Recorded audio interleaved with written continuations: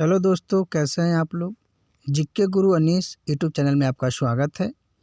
आज मध्यकालीन भारत से पहला चैप्टर पूर्व मध्यकाल 800 ईस्वी से 1200 ईस्वी तक जितने भी महत्वपूर्ण प्रश्न बनते हैं सबको लेकर आया हूं। अगर इससे पहले प्राचीन भारत से संबंधित सभी वीडियो लोड किया जा चुका है। अगर आप लोग नहीं देखे हैं तो जाके अवश्य देखें। पूर्व मध्यकाल 800 ईस्वी से 1200 ईस्वी तक जितने महत्वपूर्ण प्रश्न बनते हैं सबको लेकर आया हूँ। इसमें सभी वही प्रश्न लिया गया जो अक्सर हम लोग एग्जाम में देखते हैं। वीडियो को शुरू से लेकर अंत तक जरूर देखें। आइए शुरू करते हैं।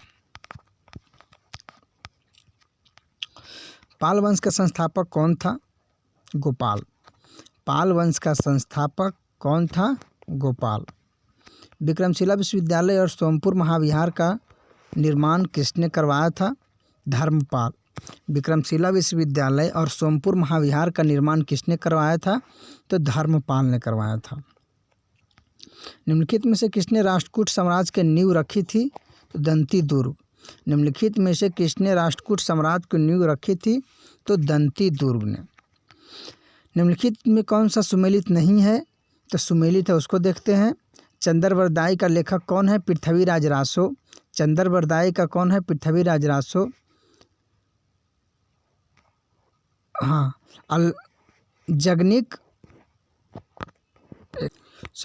पृथ्वीराज रासो का लेखक कौन है? चंद्रवरदाई। अल्लाह खंड का लेखक कौन है? जगनिक है। बिसलदेव रासो का कौन है? नरपति नाल्ला।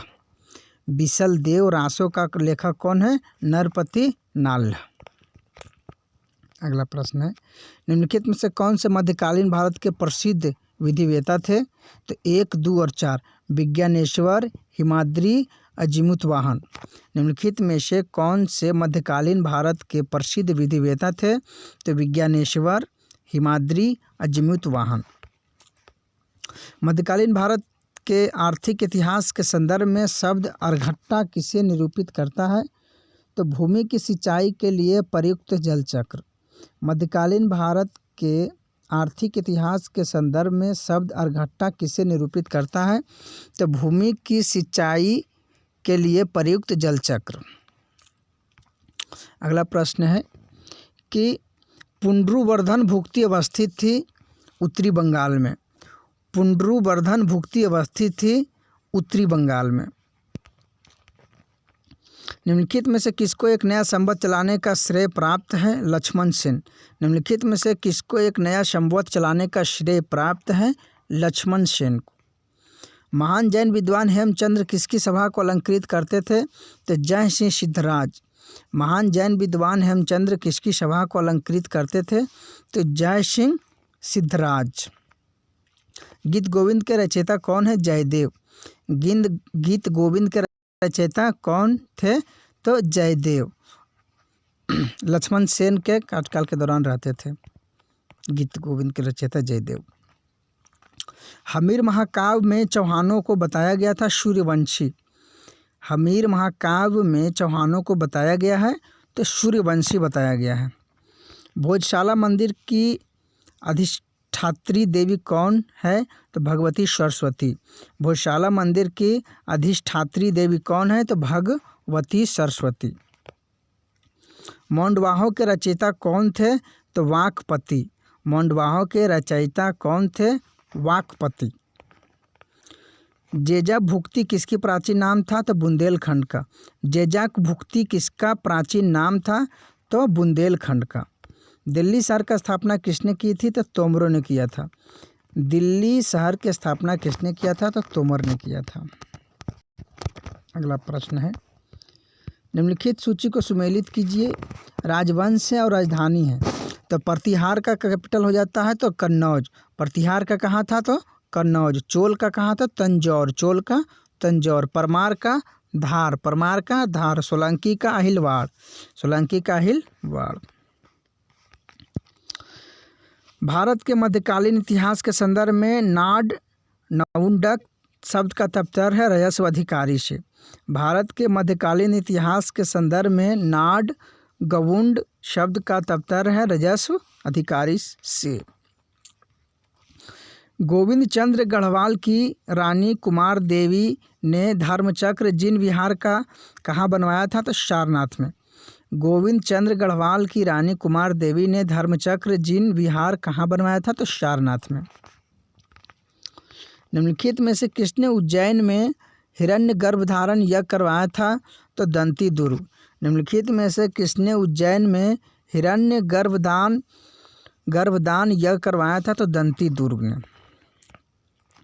भारत में सर्वप्रथम किस अभिलेख में शून्य का प्रमाण मिला है? तो भोजदेव का ग्वालियर अभिलेख। भारत में सर्वप्रथम किस अभिलेख में शून्य का प्रमाण मिला है? तो भोजदेव का ग्वालियर अभिलेख। चोल काल में ग्राम प्रशासन की इकाई थी? तो ऊर और महासभा। चोल काल में ग्राम प्रशासन की इकाई थी ऊर और महासभा। गुर्जर प्रतिहार वंश की स्थापना की थी? तो नागभट्ट प्रथम। गुर्जर प्रतिहार वंश की स्थापना की थी? तो नागभट्ट प्रथम। अगला प्रश्न है, राजवंश जो कन्नौज पर अधिपत्य स्थापित करने में त्रिपक्षीय संघर्ष में उलझे हुए थे? तो 2, 3, 4 पाल थे, गुर्जर प्रतिहार और राष्ट्रकूट थे। राजवंश जो कन्नौज पर आधिपत्य स्थापित करने में त्रिपक्षीय संघर्ष में कौन कौन शामिल था? तो पाल था, प्रतिहार था और राष्ट्रकूट था। 2, 3, 4। लक्ष्मण संवत का प्रारंभ निम्नलिखित में से किस वंश द्वारा किया गया था? तो सेनों के द्वारा। लक्ष्मण संवत का प्रारंभ निम्नलिखित में से किस वंश द्वारा किया गया था? तो सेनों के द्वारा। मंदिर स्थापत्य के निम्नलिखित क्षेत्रीय शैलियों में द्वारा स्तंभ पर नाग शाखा उत्कीर्ण करना विशेषता है? तो केवल 2 हो जाएगा, प्रतिहार। मंदिर स्थापत्य की निम्नांकित क्षेत्रीय शैलियों के में द्वार स्तंभों पर नाग शाखा उत्कीर्ण करना विशेषता है? तो प्रतिहार, केवल 2। राजा भोज ने शासन किया था? तो धार पर। राजा भोज ने शासन किया था तो धार पर किया था। आतिश दीपांकर कौन थे? तो बौद्ध विद्वान थे। आतिश दीपांकर कौन थे? तो बौद्ध विद्वान थे।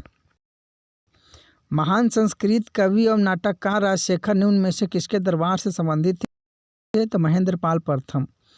महान संस्कृत कवि एवं नाटककार राजशेखर निम्न में से किसके दरबार से संबंधित थे? तो महेंद्रपाल प्रथम। टोडरमल दक्षिण भारत के किस क्षेत्र को संदर्भित करता था? तो दक्षिण तमिल देश।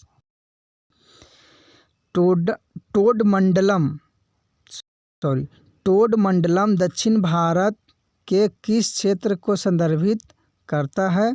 तो दक्षिण तमिल देश को। धंगदेव किस वंश का शासक था? तो जेजक भुक्ति के चंदेल। धंगदेव किस वंश का शासक था? तो जेजक भुक्ति के चंदेल।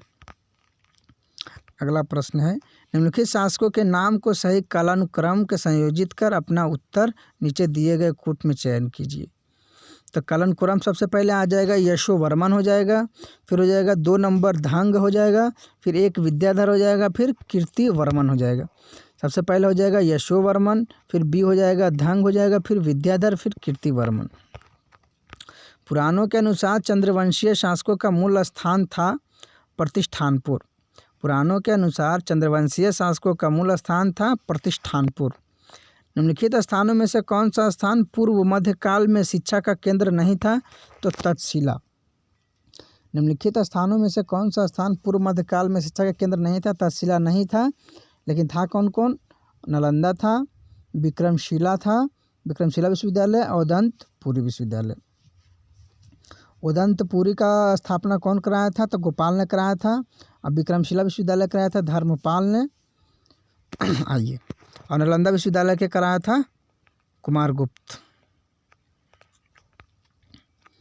निम्नलिखित में से चोल वंश का राजस्व अधिकारी कौन था? तो पेरुमक्कल। निम्नलिखित में से चोल वंश का राजस्व अधिकारी कौन था? तो पेरुमक्कल। निम्नलिखित में से कौन परमार वंश का शासक नहीं था? तो गंगेय देव नहीं था। निम्नलिखित में परमार वंश का शासक था कौन कौन? उपेंद्र था, मुंज था, उदयदित्य था। अगला प्रश्न है, निम्नलिखित युग्मों पर विचार कीजिए। निम्नलिखित में कौन सा सही सुमेलित है? तो खजुराहो का बुंदेलखंड से संबंधित हो जाएगा और तिरुपति हो जाएगा रायलसीमा से। निम्नलिखित पर विचार कीजिए कि कौन सुमेलित सही है? तो 2 और 5 सही है। खजुराहो बुंदेलखंड हो जाएगा और तिरुपति हो जाएगा रायलसीमा से संबंधित है। अगला प्रश्न है, निम्नलिखित में से किस नगर को महोदय श्री के नाम से जाना जाता था? तो कन्नौज। निम्नलिखित में से किस नगर को महोदय श्री के नाम से जाना जाता था? तो कन्नौज को। निम्नलिखित में किसने काल्पनिक वैज्ञानिक उपकरणों पर पुस्तक लिखी है? तो भोज। निम्नलिखित में से किसने काल्पनिक वैज्ञानिक उपकरणों पर पुस्तक लिखी है? तो भोज हो जाएगा। मध्यकालीन भारत में महत्तर व पट्टिकल पदनाम किनके लिए प्रयुक्त होते थे? तो ग्राम मुखिया। मध्यकालीन भारत में महत्तर व पट्टिकल पदनाम किनके लिए प्रयुक्त होते थे? तो ग्राम मुखिया के लिए प्रयुक्त होता था। निम्नलिखित को पर कौन सा सुमेलित नहीं है? तो 1 और 3 सुमेलित नहीं है, बाकी 2 सुमेलित इसमें है। तो मैत्रक वंश का हो जाएगा बल्लभी, मतलब कौन सा स्थान से संबंधित है? तो मैत्रक वंश संबंधित है बल्लभी से। निम्नलिखित तुगमों पर विचार कीजिए, उपयुक्त में से कौन सा सुमेलित है?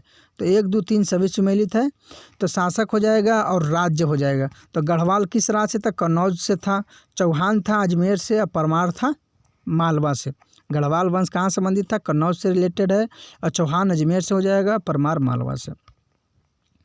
गुर्जर प्रतिहार शासकों में से किसकी उपाधि आदिवरा थी? तो मिहिर भोज का। इंपॉर्टेंट क्वेश्चन हो जाता है कि गुर्जर प्रतिहार शासकों में से किसकी उपाधि आदिवरा थी? तो मिहिर भोज की हो जाता है। वीडियो देखने के लिए धन्यवाद।